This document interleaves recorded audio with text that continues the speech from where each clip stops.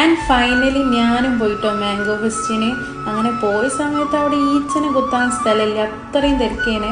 അവിടെ പോയപ്പോൾ അതാ ഈ ലോകത്തുള്ള എല്ലാം വാങ്ങി ഇവിടെ കൊണ്ടുപോയി വെച്ചിരിക്കണം. ഇത് മാത്രമല്ല, നമുക്കിത് ടേസ്റ്റ് ചെയ്യാനും പറ്റും കേട്ടോ. ടേസ്റ്റ് ചെയ്തിട്ട് മാത്രം നമുക്ക് വാങ്ങാൻ പറ്റും. പിന്നെ നോക്കിയത് നമ്മൾ മാംഗോ ഐറ്റംസ് ട്രൈ ചെയ്യാനാണ് കേട്ടോ. നമ്മൾ നേരെ ഒരു മാംഗോ ജ്യൂസിൽ തന്നെ തുടങ്ങി.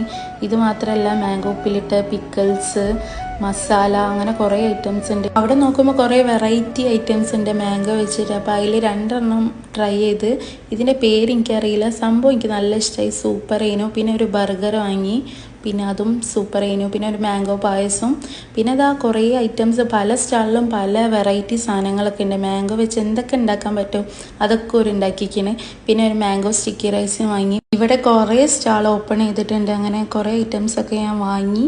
ആൻഡ് മാംഗോ പീസൊക്കെ ട്രൈ ചെയ്ത്. ഇതിൻ്റെ ഫേവറേറ്റ് മാംഗോ പാനിപ്പൂരിയാണ്, അടിപൊളിയേനു.